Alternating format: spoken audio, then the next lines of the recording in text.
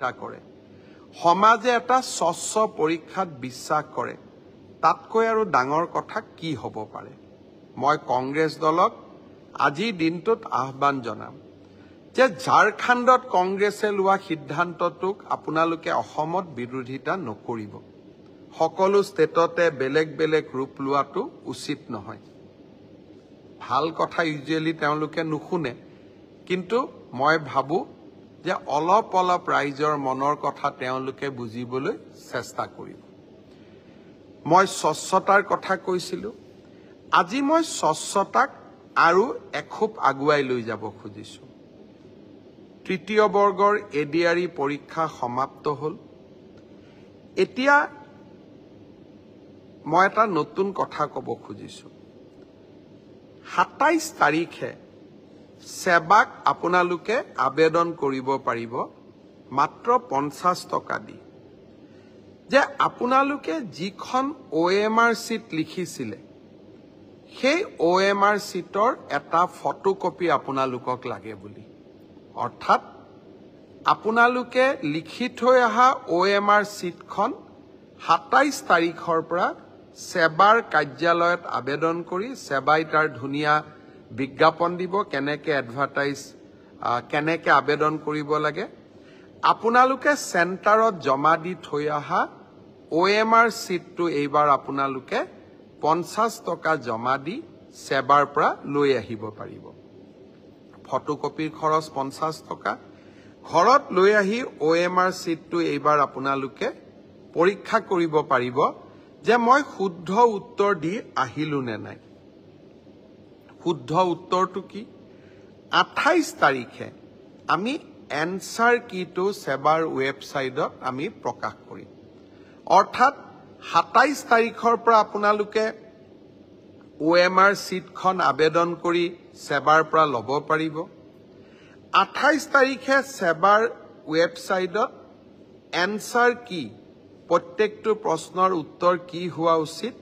তাকো আপোনালোকে চাব পাৰিব অৰ্থাৎ ঘৰতে বহি মইনো কিমান নম্বৰ পালো OMR সিটখন হাতত উলিয়াই লওক এনসাৰ কি লগত মিলাই চাওক আৰু 100ৰ ভিতৰত 50ৰ ভিতৰত মই কিমান নম্বৰ পালো হেয়া ঘৰতে বহি মই হিচাপ উলিয়াই ল'ব পাৰিম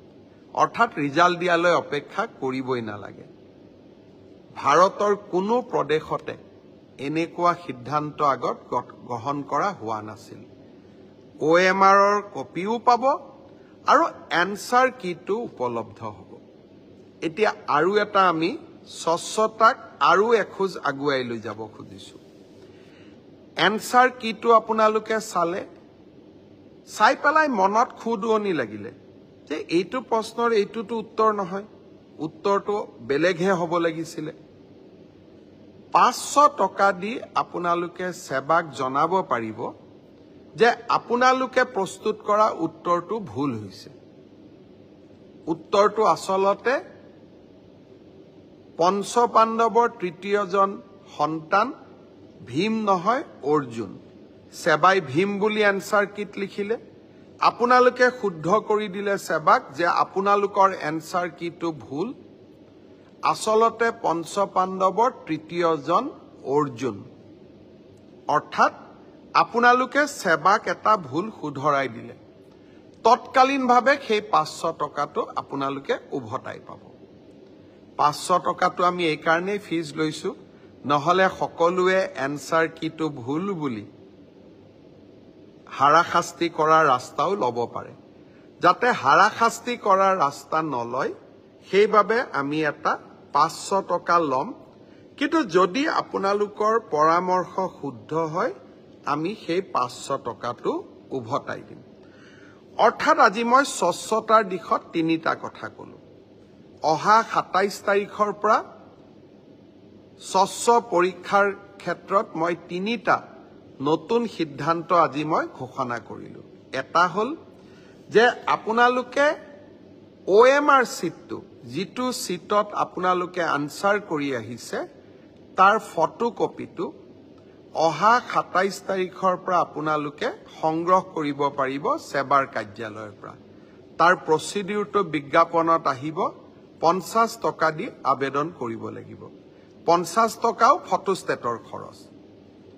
দ্বিতীয়তে 28 তাৰিখে আপোনালোকে এনসাৰ কিটো পাব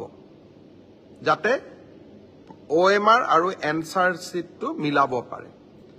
আৰু এনসাৰ কিটোত যদি আপোনালোকে কিবা ভুল দেখে সেইটো আপোনালোকে সেবাক জনাব পাৰিব 500 টকা দি আৰু আপোনাৰ পৰামৰ্শ বা আপুনি যেটো ভুল বুলি কলে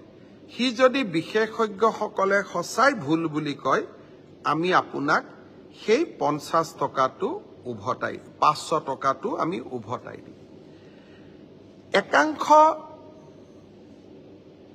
পৰীক্ষাৰ্থীয়ে আমাক প্ৰশ্ন কৰিছিল যে OMR সিটত ফটোটো কিয় দিছে মই চালু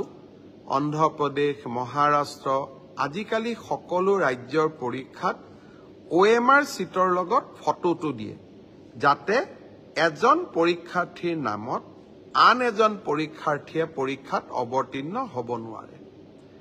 আজি মই সেবাৰ বিষয়াসকলৰ লগত কথা পাতিছিলো তৃতীয় শ্ৰেণীৰ OMR সিট ইতিমধ্যে বনোৱা হৈ গল ড্ৰাইভাৰ বা তৃতীয় শ্ৰেণীৰ আন পোষ্টৰ কাৰণে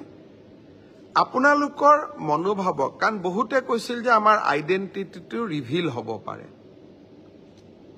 আপোনালোকে কোৱা কথাটো নিশ্চয় কিছু মেৰিট আছে হে ভৱিষ্যতৰ ৰিক্ৰুটমেন্ট পৰীক্ষাত এডিআৰইৰ পৰীক্ষাত OMR সিটত ভৱিষ্যতে ফটো লগোৱা OMR সিট ব্যৱহাৰ নকৰিবলৈ মই সেবাক পৰামৰ্শ দিছো তেওঁলোকে মোক কৈছে যে স্যাৰ 29 তাৰিখৰ পৰীক্ষাত এয়া সম্ভৱ নহব কিন্তু নৱেম্বৰৰ পৰা যি অক্টোবৰত যি আমাৰ পৰীক্ষা হ'ব তাত আমি OMR সিটত ফটো নাৰাখো অৰ্থাৎ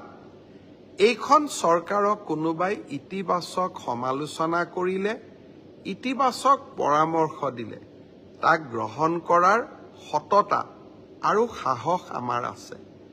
কাৰণ মই সদায় বিশ্বাস কৰো মুখ্যমন্ত্ৰী বা চৰকাৰ ৰাইজৰ ওপৰত নহয় মুখ্যমন্ত্ৰী বা চৰকাৰ ৰাইজৰ তলত শ্ৰদ্ধাৰ ৰাইজ ফিক্সিংক লৈ